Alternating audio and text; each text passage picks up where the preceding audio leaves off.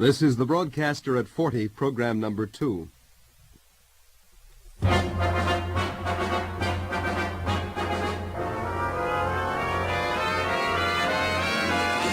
Broadcaster at 40.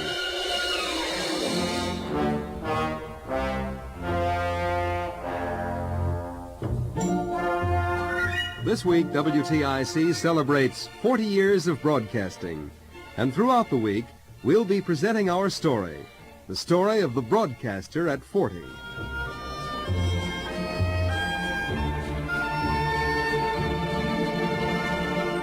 WTIC was operating 17 hours a day on weekdays and 14 and a half hours on Sundays when the year 1935 was ushered in. Regular reports on the activities of the Connecticut legislature appeared in 1935. Also arriving on the TIC scene was a new commentator who attracted wide attention by his sound analysis of events occurring in foreign lands and his accurate predictions of the ends to which these events would lead. His name was Andre Schenker, Associate Professor of History at the University of Connecticut. Professor Schenker eventually became WTIC's Foreign Affairs Analyst for a long period. His far-sighted commentaries were entitled History in the Headlines. Greetings. A week or so ago, we had begun a discussion of the text of the first 5 treaties which have been completed. I told you at the time that as events permitted, we would continue the discussion of these treaties. I also pointed Local out music programs presented performers like Joseph Bloom, Sid Pearl, Salvatore Di Stefano, John Gowan, and a new name was added to the announcing staff, Bernard Mullins. September of 1936 marked another milestone in WTIC history. In that month, the station joined the Yankee Network, an affiliation that was to last about 6 years.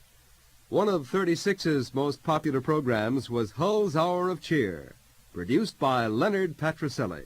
Presenting Hull's Hour of Cheer and offering for your entertainment the 4 Royal Waiters. With a sign on the table and a good song ringing clear.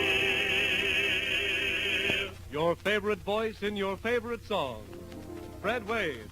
Romance, romance may come with a spring or a fall. And the dancing rhythms of Rudy Martin and his orchestra. The Hour of Cheer brought the big band sound into southern New England homes with all the newest hits.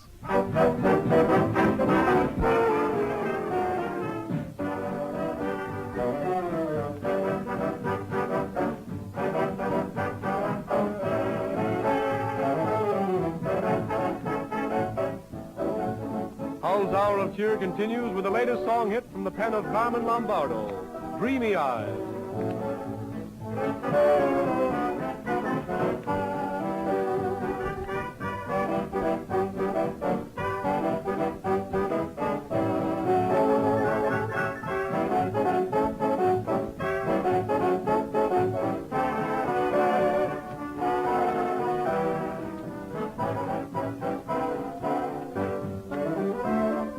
Dreamy eyes, you make me dream of June nights and tropical island moonlight. Dreamy eyes, you make my dreams come true. My heavenly shine was bluer. When you smile, I see the sun.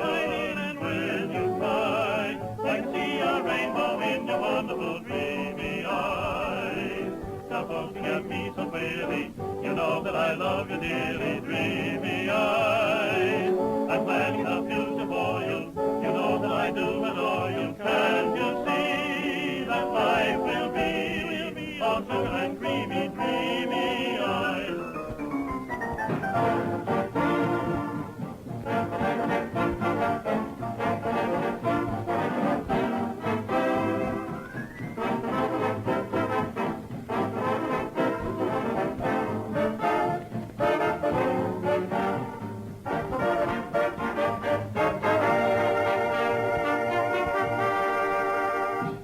As the big band sound flooded the airwaves in 1936, the Connecticut River was also demonstrating its prowess by spilling rampaging floodwaters over thousands of acres of the Connecticut Valley. Mr. Morency, do you recall what the station's major problem was during that period? Well, our first problem was to stay on the air. The 36 flood wasn't as bad as far as staying on the air was concerned. WTIC stayed on the air with battery-operated equipment downtown here in the downtown area.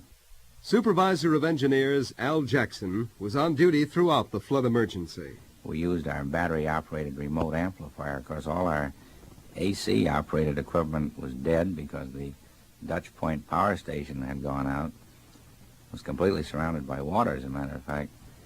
And the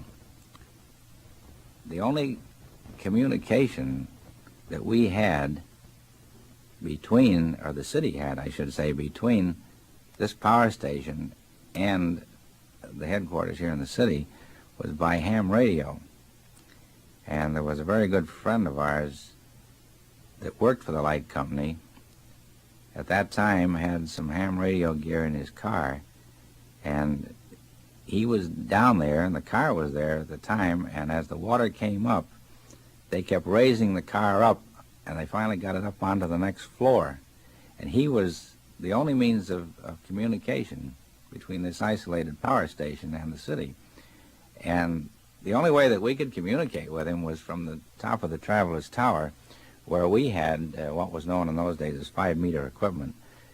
And WTIC had this equipment, but in order to operate it without power up there, it was necessary to use storage batteries, of course. And Fred Edwards and I carried many a storage battery from the street level to the top of the Traveler's Observation Tower just to operate this equipment.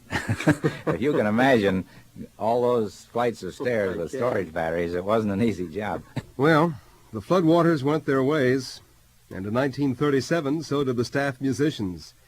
Recordings and transcriptions had taken over the role of providing music, and Larry Kenfield, the man who had been music librarian since 1929, took charge of a fast-growing library of recordings and transcriptions. The library, which Larry Kenfield now directs, contains over 90,000 selections. Staff musicians were to reappear in 1938 when musical director Moshe Perinoff was authorized to engage 14 staff musicians for a new string ensemble. The makers of the famous Branford oil burner present Stories in Song. Say it with music, beautiful music. Stories in Song. A quarter hour of drama, music, and romance brought to you by that colorful character and genial teller of tales, the Old Colonel. This evening's Story in Song, the final one in the current fall series, dramatizes for you the Old Colonel's own version of the most famous of all poems by Robert Service, The Shooting of Dan Mcgrew. But first, a brief message from our sponsor. Stories in Song, written and produced by Leonard Patricelli, took to the air with songs chosen to complement stories told by the Old Colonel, played by Bernard Mullins. And now for the Old Colonel and his own Story in Song version of the famous poem, The Shooting of Dan Mcgrew.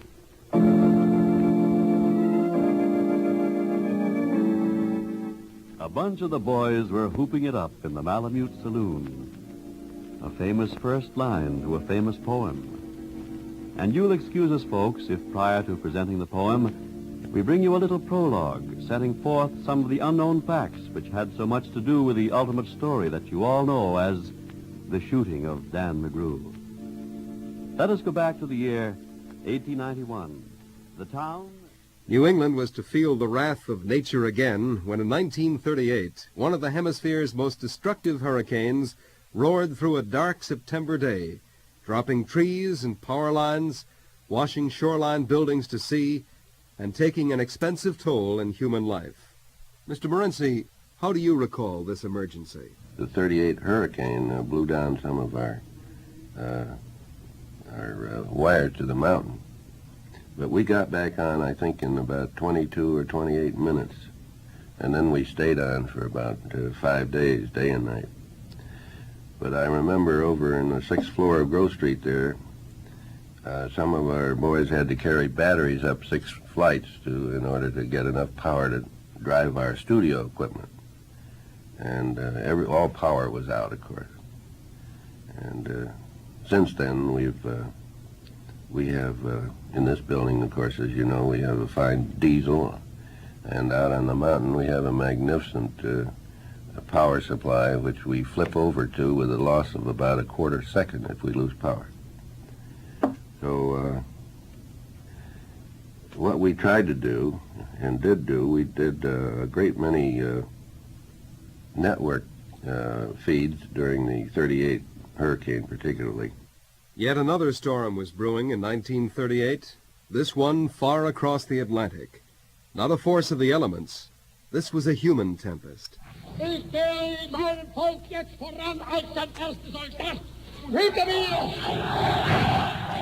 I now lead my people as their first soldier. Und hinter mir, das macht die Weltwisse marschiert jetzt ein Volk, und zwar ein anderes als das vom Jahr 1918. And behind me, let the world know there now marches a nation, and a different nation from that in 1918. At home, Franklin Roosevelt was listening as Hitler ranted on. The American leader replied in these words, read by an NBC correspondent. The government of the United States has no political involvement in Europe and will assume no obligations in the conduct of the present negotiations. Yet, in our own right, we recognize our responsibilities as a part of a world of neighbors. The conscience and the impelling desire of the people of my country demand that the voice of their government be raised again and yet again to avert and to avoid war. Signed, Franklin D. Roosevelt. And in England, a new giant was emerging for the free world. Winston Churchill had some thoughts about the fanatic German. Stripped of its verbiage and its trimmings, Herr Hitler's speech reveals a wish to isolate Poland and to present an issue to Poland in the most plausible form, but backed by a somber gesture. The denunciation of the non-aggression pact with Poland, which was not to end until 1944, must be regarded as the most serious feature of the speech and as a new cause for anxiety. The Hitler method has always been, I must remind you, to take one step at a time, and while reassuring others, to get one country shut up with him alone. For all these reasons, it is of the highest consequence that there should be no slackening of the vigilance and preparation of the peace-seeking powers of Europe, and no diminution of the influence which the United States is exercising for the common good. It is upon the continuance of these vast processes that any real escape from our dangers must depend. There are many passages in Herr Hitler's speech which would seem designed to induce Great Britain to abandon her precautions and to withdraw from the part she has pledged herself to play in Eastern Europe. Such blandishments have on several occasions been the prelude to acts of Nazi violence. They will not have any effect, I can assure you, upon the now thoroughly awakened British public opinion. In Hartford in 1939, the Travelers Broadcasting Service Corporation was again looking ahead, this time to a new medium of communication. Long before most people had ever heard of it, let alone seen it, WTIC applied in June for a license to operate a television station. On radio, a young harp soloist by the name of Bobby Maxwell was giving weekly harp recitals, and a new noon-hour music and comedy feature debuted. Present New England's own singing star, Fred Wade, and Bateese himself from Canada. Listen here, Bateese. You can't ask questions on a radio question hour. You don't even know the answers. I know plenty of answers. Go ahead. All right. Who was the first man? George Washington. You see, you're wrong. The first man was Adam. Oh, well, that don't affairs. How I know you was talking about foreigners. Noontime Varieties featured Fred Wade and Bateese himself and was introduced by Bruce Kern with Hal Kolb at the organ. And now it's my pleasure to turn this program over to that romantic Romeo, that beloved personality of the airways, that one Thank and only... you very much, my friend. I didn't expect to introduce like that. Quiet, Bateese. As I was saying, ladies and gentlemen, I give you now your singing host, Fred Wade. Oh, Fred Wade. That's a nice thing for giving anybody there. Out of my way, Shorty, before I step on you. All right, Hal. Out of the darkness you suddenly appeared. You smiled and I was taken by surprise.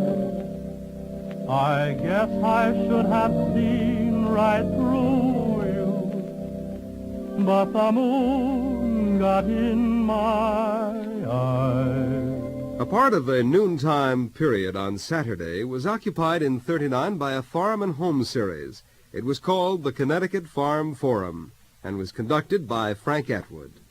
Of course, Frank later joined our regular staff as farm director, the position he holds today. And in 1939, sports fans first heard... Howdy, sports fans and everybody. How are you tonight? This is Bob Steele with Strictly Sports. Yet another day in 1939 heralded WTIC's entry into the field of FM broadcasting. Still in the experimental stage, the station received permission to build equipment necessary to broadcast by frequency modulation. And on February 5th, 1940, the new station went on the air with the call letters W1XSO. I'd like to learn that dance where I throw Lena all over the place, you know, and throw her around my head and whirl her around my neck and all that stuff. Well, you're not getting into any dancing like that. You want to whirl someone around your neck, get Louie or a dummy or somebody. Remember Jake and Lena? Well, if Jake and Lena were friends of yours, Jean and Glenn were acquaintances too. On August 3rd, 1940, this twosome, or could it be a foursome, began a happy relationship with southern New England residents. With a howdy we greet you, oh, the morning is grand. We'd love to meet you and shake your hand. Oh, there's nothing like music when the morning is gray. It brings us sunshine all through the day. If trouble's troubling you, kind friend, we'll do our best and try to send a smile or two just to end your worries for a while. So do you say howdy, oh, the morning is grand, the best old morning in the best old land. Well, Jake and Lena are comparatively peaceful today. No lions are on the loose to worry about, and the pet shop is functioning once more. There seems to be just one thing on Lena's mind today, and she's asking Glenn what he thinks about it right now, so let's drop in on them and hear what's being said. I found this here animal list, and Jake has checked off a lot of wild animals, but you can see for yourself here. Here it is right here. Oh, I see. Oh, he isn't planning on ordering these, I'm sure. Well, you never know what Jake is going to do. I wish you'd ask him about it. I will. She has a python marked here and also a black leopard. And an elephant over here he's got checked off. Now, what could I do with an elephant in a pet shop? Oh, that's out of the question. Oh, certainly. 20-foot python. Yes, imagine. What is a python? A snake. A snake? Yes. Oh, my goodness me. In my pet shop, a snake. How's business at the pet shop? I sold my first canary yesterday since the trouble started. I sold a chopper. Chopper? What's that, sort of a woodpecker? Oh. It's pretty good, Glenn. No, it's a canary. Oh, is it a canary? American chopper, they call it, and they sing their heads off. They do, huh? Yeah, you see, they ain't importing them Hartz Mountain rollers now on account of the war. You know, I can't get them. I understand, like a lot of items. Mm-hmm. So I tell how Mr. Weber come up after Ginger. Did I tell you? What was that? Did I tell you how Mr. Weber come after Ginger? Oh, is Mr. Weber back in town? Oh, yes. He had a fit laughing when he heard how Ginger got loose and scared everybody to death nearly. Personally, I don't think it was any laughing matter. I know it. And anyway, he come over to see the lion, and the poor thing was so happy to see him. What do you mean, happy?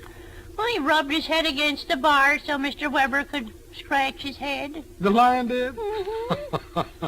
So finally, Mr. Weber went right into the cage, and Ginger just laid down and rolled over like a great big cat. He did. And Mr. Weber just patted him and rubbed him. You beat that. He wasn't a bit savage, huh? No, not a bit. Mr. Weber says if you have the confidence of a wild animal and they like you can do anything with them. New programs came in strength in 1940, and another show that was to enjoy a long run and delight listeners started with Bruce Kern calling... Is Springfield ready? Is Hartford ready? Then make way for the Quiz of Two Cities, presented by Listerine Toothpaste. Because you're in for another fast and furious quiz session between Springfield and Hartford. Last week, Springfield added another solid win to their season's total, and right now our big scoreboard reads 56 wins for Springfield, 51 wins for Hartford, with 7 ties. And ready to introduce his Springfield team is that never-lost-for-words fella, Turner Cook. And thanks, folks, and greetings from the broadcast lounge of the Hotel Sheraton in Springfield. And Bruce Kern, I've got a never-lost-the-right-answer team tonight representing the Boy Scouts organization here in Springfield. Wait till you hear them. Okay, Cookie. Now, George Bow in Hartford, what have you got to say? Hiya, quiz fans!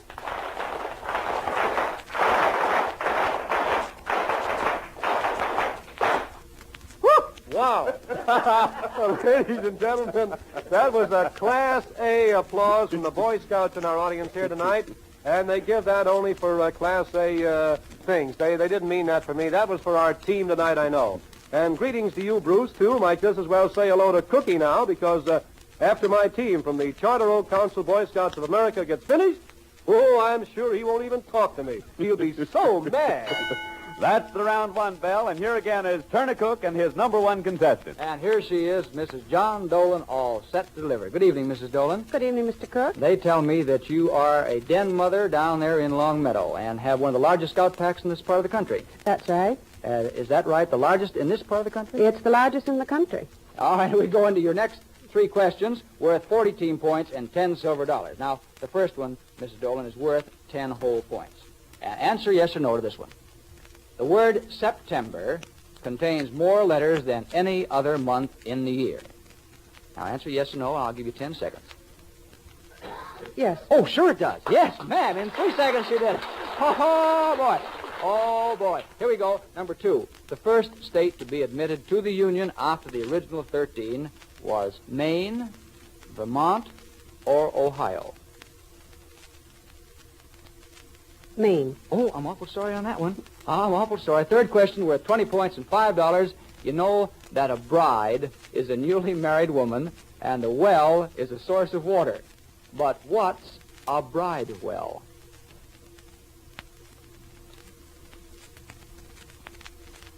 What's a bride well? I don't know. Oh, I'm awful sorry on that. We'll tell you a little bit later, but here's your 5 silver dollars. Yet another new program entry in 1940 was the Sabbath Message, which has every Sunday, since that date, presented representatives of the 3 major faiths in Greater Hartford with inspirational messages. In Washington, President Roosevelt spoke before a troubled Congress.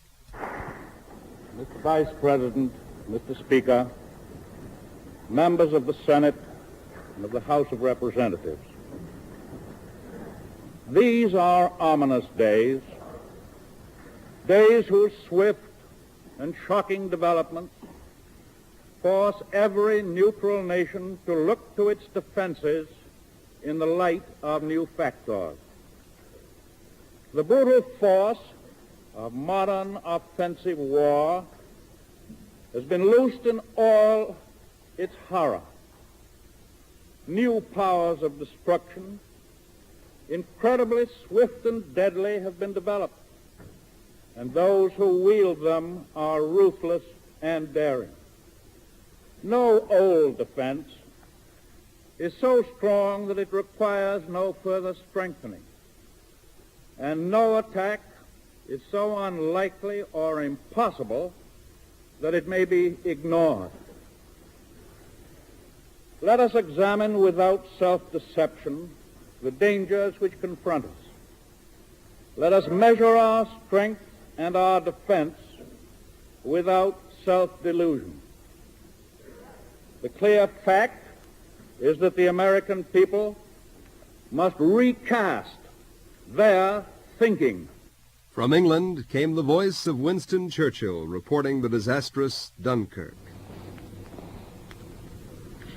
The disastrous military events which have happened in France during the last fortnight have not come to me with any sense of surprise. Indeed, I told the House of Commons, as you may remember, almost exactly a fortnight ago, that the worst possibilities were open. And I made it perfectly clear that whatever happened in France would make no difference to the resolve of Britain and the British Empire to fight on. As I then said, if necessary for years, if necessary alone. During the last few days, we have successfully brought off the great majority of the troops we had on the lines of communication in France. And 7/8 of all the troops we have sent to France since the beginning of the war, that is to say about 350,000 out of 400,000 men, are safely back in this country. Others are still fighting with the French. We have also brought back a great mass of stores, rifles, and munitions of all kinds, which had been accumulated in France during the last 9 months. We have therefore in this island today a very large and powerful military force. In January 1941, WTIC put a mighty shoulder behind yet another community effort. General Manager Paul W. Morency approached officials of the Hartford Courant with the idea of jointly sponsoring an annual Mile a Dimes campaign for the aid of polio victims. On January 15th, 1940, the first red, white, and blue booth was opened on Main Street across from the old State House. From the booth, Gene and Glenn exalted listeners and passers-by to drop 89,872 dimes on the line, exactly the number of dimes in 1 mile. But the proceeds of that spectacular first Mile a Dimes drive amounted to $18,192.20, or more than 2 miles of dimes, twice the goal. Here's how it was done. Lena. What? Can I have it just a moment? Yes. There's a box with $21.79 in it, but it was handed in by one of the officers. Not a name on it. It says your contribution. Oh, but it doesn't say who. Well, isn't that funny? And it's got a pink card here, but anyway, we want to thank them, and it's a lovely thought anyway, even if we don't know who it's from. What's your name? Mrs. Victor Sperry from the Nile Street Hospital. Mrs. Marion LeClaire is the supervisor. She is? Oh. I have 51 dimes.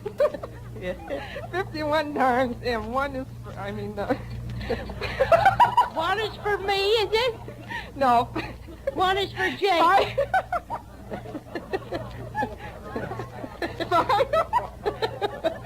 $5 for Lena, and 1 dime for Jake. Well, thank you very much. There's one of the nurses, Miss McNevin, felt very bad. I think we were giving all the money to Lena. Wow. She's got 2 dimes here for Jake. Well, and I can give you our telephone number. Well, thanks, and tell the girls if I ever get a headache, I'll be over to see them. Up to this time, the station had occupied a number of dial positions, most recently the 1040 spot. In May 1941, WTIC assumed its now well-known 1080 position on the dial. Yes, it was the end of the line for the old 1040 frequency, and it was also the end of the line for Hartford's familiar yellow trolley cars. There go the doors. They've closed, and we'll get down here close to the wheels. And there's the bell. Hear the air release. And now here we go. And as I say, on Sunday, July the 27th, in just a few hours, motorized service will take over in Hartford, and the trolley will disappear from the scene. This has been a special events broadcast of WTIC brought to you through the shortwave transmitter WEKW. Your announcer has been Ed Anderson. We return you now to our studio. Listeners on December 4th, 1941, were paying special attention to news of worsening conditions in Europe when a local bulletin stunned the community. A portion of the new Charter Oak Bridge had suddenly collapsed as workmen attempted to complete the span. The Hartford Police Department has requested WTIC to urge all persons to remain away from the scene of the Connecticut River Bridge disaster to permit police and other officials to carry out rescue work. And we take you now to the site of the new Connecticut River Bridge. Ladies and gentlemen, this is Bob Steele speaking to you from the Connecticut River Bridge, the new one that's under construction now, right near Dutch Point, just about 200 yards, I'd say, north of the Hartford Electric Light Company plant here at Dutch Point. And we're speaking to you from the west bank of the river. The bridge, as you have heard by now, no doubt, collapsed. That is one span between two of the piers, the last pier on the bank and the first pier out in the water. The span going across those two piers has collapsed just as they were putting it in place.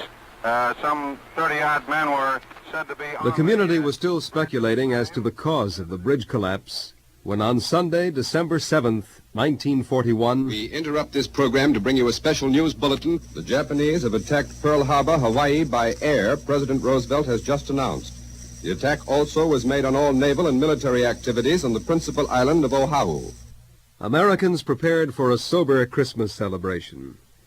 On Christmas Eve, the ears of the free world bent toward radio sets to absorb the words of President Roosevelt and England's Churchill. The year 1941 has brought upon our nation a war of aggression by powers dominated by arrogant rulers whose selfish purpose is to destroy free institutions. They would thereby take from the freedom-loving peoples of the earth the hard-won liberties gained over many centuries. The new year of 1942 calls for the courage and the resolution of old and young to help to win a world struggle in order that we may preserve all that we hold dear. We are confident in our devotion to country, in our love of freedom, in our inheritance of courage. But our strength, as the strength of all men everywhere, is of greater avail as God upholds us. Therefore, I do hereby appoint the first day of the year 1942 as a day of prayer, of asking forgiveness for our shortcomings of the past, of consecration to the tasks of the present, of asking God's help in days to come. We need his guidance that this people may be a humble people, that it may be humble in spirit, but strong in the conviction of the right, steadfast to endure sacrifice, and brave to achieve a victory of liberty and peace. And so I am asking my associate, my old and good friend, to say a word to the people of America, old and young, tonight. Winston Churchill, Prime Minister of Great Britain.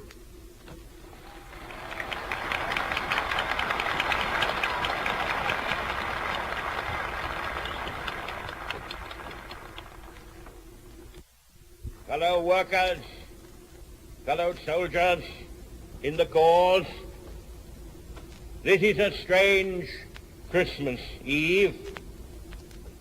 Almost the whole world is locked in deadly struggle, armed with the most terrible weapons which science can devise. The nations advance upon each other. Ill would it be for us this Christmas tide if we were not sure that no greed for the lands or wealth of any other people, no vulgar ambition, no morbid lust for material gain at the expense of others had led us to the field. Ill would it be for us if that were so. Here in the midst of war, raging and roaring over all the lands and seas, creeping nearer to our hearths and homes, here amid all these tumults, we have tonight the peace of the Spirit in each cottage home and in every generous heart. Hello, everyone. This is Bernard Mullins speaking to you from New Haven and introducing the 325th broadcast of Yale Interprets the News. Yale Interprets the News, a new series of prepared interviews with Yale faculty members, began in January of 1942 with Bernard Mullins as interrogator. Under the modified title of Yale Reports, this program is still heard every Sunday evening on WTIC. The war effort was well underway in early 42. WTIC was operating in accordance with the U.S. Office of Censorship's Code of Wartime Practices as of June 18, 1942. And shortly thereafter, WTIC was authorized to sell war bonds. It was in these early days of the war that one of the nation's most stirring wartime programs was regularly originated from the United States Coast Guard Academy in New London by WTIC. Heard throughout the country on NBC and throughout the world on shortwave, it was the United States Coast Guard on parade. Big things were happening musically in the early 40s. WTIC was broadcasting the daily tune test, Victor Arden's orchestra, Rally Round the Bandstand, Harry Horlick's orchestra, and on May 8, 1942, from the stage of the State Theater, George Bow gave the cue and a TIC cast swung into action. Jack, turn on the radio, will you? It's time for that program. What program? Well, the one I mentioned at dinner, the Sign Up for Victory show. Oh, that's just another of those pep talks about buying war bonds. It is not. It's about some new plan of the Treasury Department. What kind of a plan? The company's taking money for bonds out of my paycheck now. Well, I don't know if this has anything to do with that or not. I did hear, though, that if all the people all over the country pledged enough, our taxes might not go so high. Aye, that is news. Let's find out about this. I thought that'd get you. And besides, your favorite band is on the same show. Tommy Dorsey? Right. And not only Tommy Dorsey, but the Orpheus and Bacchus Club of Yale and Gene and Glenn. Say, that is something. Turn up the radio, will you? Okay.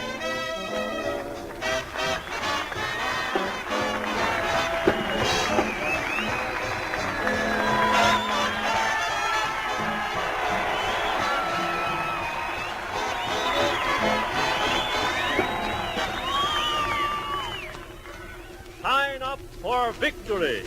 From the stage of the State Theater in Hartford, the radio stations of Connecticut present the program in behalf of the pledge campaign of the United States Treasury. Victory means freedom. Freedom to enjoy those privileges which we have made our own since 1776. Privileges so taken for granted we seldom give them pause. The right to play the music we love, no matter the race, creed, or color of its composer.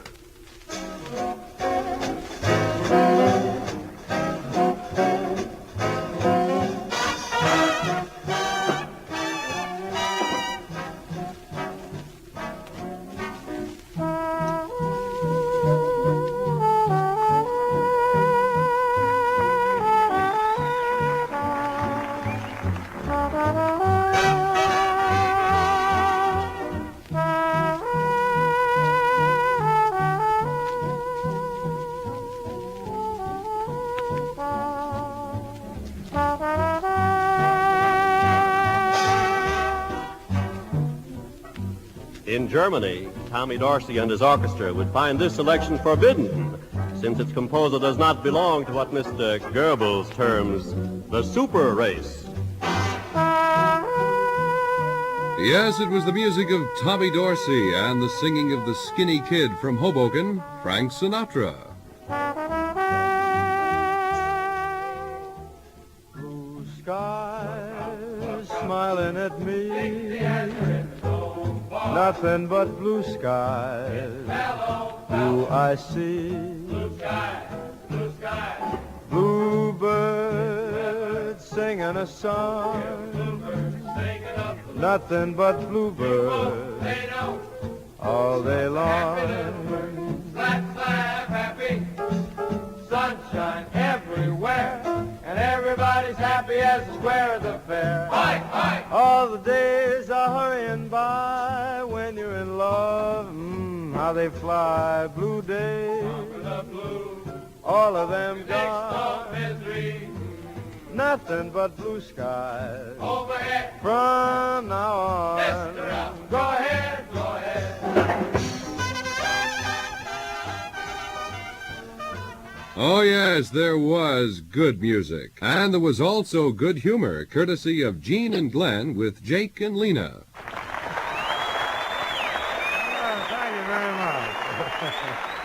Thank you. Lena! What do you want, Glenn? Oh, my. What a lovely new hat. Huh? Yes, isn't it pretty? It looks like a victory hat. It is. It is, huh? I got it specially because we were here with Tommy Dorsey tonight. Oh, you is know. that so? I wanted to be all dressed up like Is that so? Well, you really are a dream. It's a lovely thing. Know, I look awful pretty tonight, don't Yes, I? you do.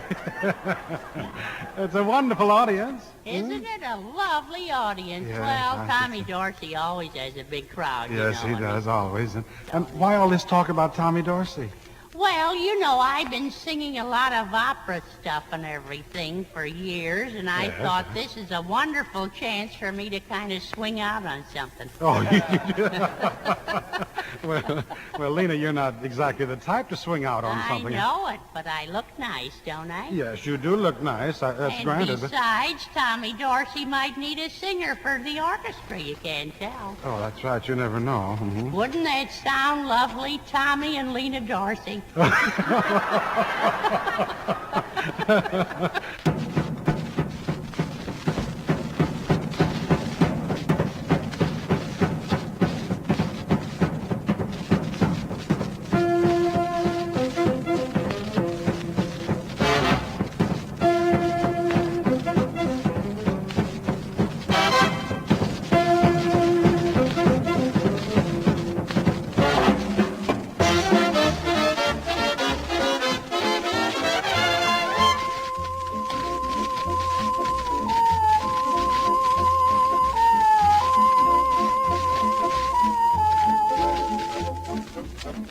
And as the Dorsey Band hit the downbeat for Song of India, the audience reached down deep into their pockets and came up with dollars for victory bonds. In the TIC studios, everyone pressed on even harder to keep a steady flow of morale-boosting programming coming. Everything was pushed into the fight for victory. Yes, it was V for Victory, ... first introduced to TIC listeners on July 4th, 1943, and heard every hour, on the hour, since then. New programs in the regular schedule spurred listeners on to support the war effort even more. Southern New England listeners listened to programs like Connecticut Yankees at Camp Wheeler, The Armed Forces Club Sing, Uncle Jim's Victory Garden, and Here Comes the Band. Rationing, You're in the Army now. Submarine Patrol, and Connecticut on the Alert. Wings for Tomorrow, plus Connecticut men and women in the war. Quartermaster Quarter Hour, and the Victory Hour, broadcast every Saturday night, featured name bands, the Dorseys, Hal McIntyre, Sammy Kaye, Horace Height, Charlie Spivak, and Louis Armstrong, with autographed albums of records going to those in the audience who purchased $500 war bonds. And there were special remote programs too numerous to mention. In January of 1944, 2 wars were being fought. Around the world, American GIs pushed the fighting war into the laps of the Germans and Japanese. At home, WTIC was pushing the war against polio with a goal of 5 miles of dimes. A generous community responded with $51,358.35. roughly 5 7/10 miles, well over the anticipated goal. This is Robert St. John in the NBC newsroom in New York. Ladies and gentlemen, we may be approaching a fateful hour. All night long, bulletins have been pouring in from Berlin claiming that D-Day is here, claiming that the invasion of Western Europe has begun.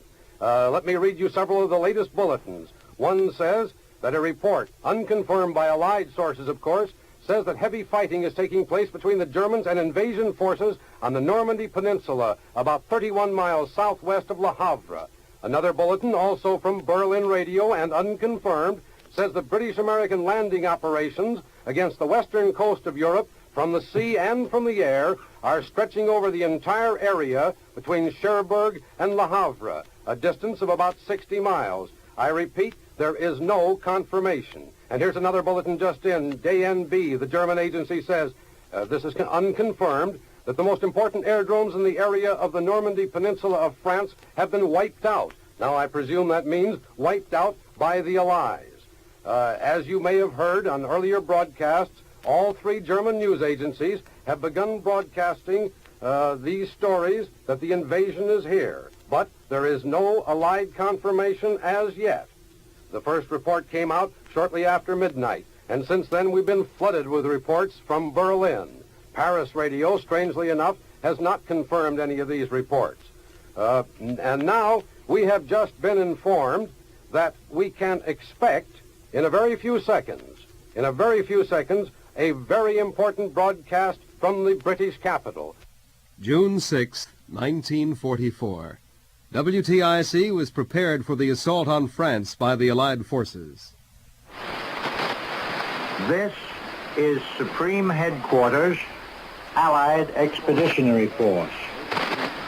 The text of communique number 1 will be released to the press and radio of the United Nations in 10 seconds. Repeat, 10 seconds from now.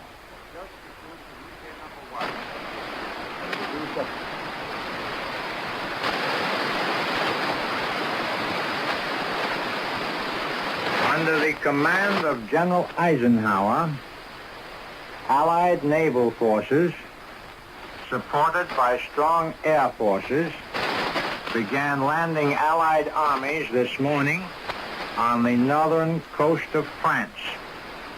The communique will be repeated. Under the command of General Eisenhower, Allied naval forces, supported by strong air forces, began landing Allied armies this morning on the northern coast of France. This ends the reading of communique number 1 from Supreme Headquarters, Allied Expeditionary Force. Ladies and gentlemen, this is New York, NBC Newsroom again. Men and women of the United States, this is a momentous hour in world history. This is the invasion of Hitler's Europe, the 0 hour of the Second Front. The men of General Dwight Eisenhower are leaving their landing barges, fighting their way up the beaches into the fortress of Nazi Europe. They are moving in from the sea to attack the enemy under a mammoth cloud of fighter planes, under a ceiling of screaming shells from Allied warships. The first news flashes do not say, but a large proportion of this assault is believed to be in the hands of American men. They are making the attack side by side with the British Tommies who were bombed and blasted out of Europe at Dunkirk. Now, at this hour, they are bombing and blasting their way back again. In July 1944, the Allied forces were pushing across Europe, and the home folks were in a mood to relax a bit. Hundreds of central Connecticut men, women, and children were breathlessly enjoying the excitement of Ringling Brothers' Barnum and Bailey Circus under the big tent in Hartford on July 6th, when suddenly the faces of smiling, excited circus fans turned to masks of panic. Bernard Mullins and George Bow were at the scene of the Holocaust. Hello, everyone. Well, Hartford this afternoon suffered one of the greatest catastrophes in its history, when during a matinee performance of Ringling Brothers' Barnum and Bailey Circus, the big tent suddenly burst into flame and burned to the ground, causing more than 100 deaths and unestimated casualties. WTIC's George Bow and myself were on the grounds within a few minutes after the conflagration had leveled the big show, and while smoke was still rising from the horrible mass of canvas and poles and bleachers. That's right, Bernard. According to eyewitnesses at the scene, the fire started at about 2:33 after the show had been underway a quarter of an hour, and we were on the grounds about 3 o'clock. Bernard, what was that story that the woman survivor told you there? Well, she was a lady from Meriden, George, attending the show with her 6-year-old son. Fortunately, they were seated near an exit at the far end of the tent and managed to escape. Her little boy was seated directly in front of her in the 6th row. The first indication of anything wrong came when the cry of fire was heard, and immediately a wisp of smoke came from the side wall near the front entrance. This lady pushed her youngster off the seat, and as he landed on the ground, she told him not to rush, but to keep going toward that exit. They were among the first dozen or so out. Yes, and that wisp of smoke developed in a matter of seconds into a blazing inferno. In fact, in 2.5 minutes, the entire tent was enveloped in flames and had collapsed. An eyewitness in an office across the street told us that it appeared almost like spontaneous combustion, so quickly was the big tent a mass of flames. Quoting from Francis Chase's book, Sound and Fury. Needless to say, regular programs were canceled as the entire staff devoted itself to the task of spiking wild rumors, passing on accurate information, and reassuring families throughout the community. Service in the public interest was the uppermost thought in WTIC's swiftly planned coverage of the disaster. The incident proved that radio has humane objectives that can be achieved in times of great trial, largely because of the huge listener confidence placed in the medium by an audience that has learned to accept the honesty and reliability of broadcasting's public service role. The weatherman forewarned Connecticut of another disaster which visited the state in September, the worst Atlantic hurricane since 1938. Again, WTIC was ready. Hello, everyone. This is Bernard Mullins of the WTIC staff, speaking to you from an open balcony in the Travelers Tower, 500 feet above the streets in downtown Hartford. And this is it, folks. The Atlantic hurricane of 1944 finds Hartford in its path as did its predecessor of 1938. 6 years ago, almost to the week. To say that the wind is blowing a gale up here is putting it mildly.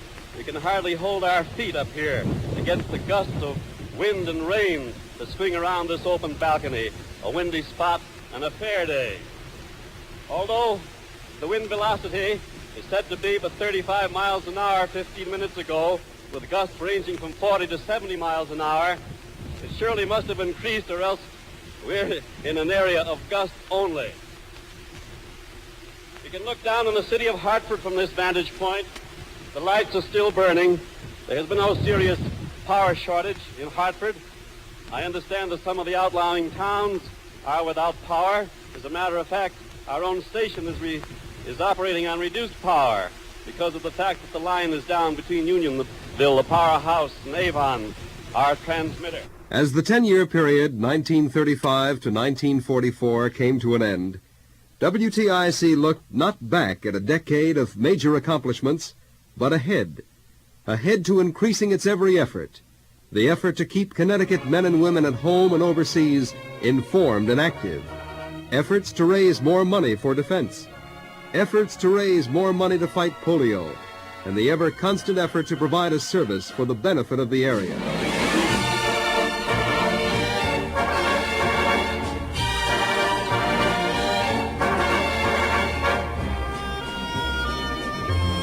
Thursday, during this same time period, we'll be taking an audio visit to the decade 1945-1955. Reminiscences and comments by some of the TIC folks who played major roles in the period, plus some of the most exciting music ever recorded. The third decade of The Broadcaster at 40.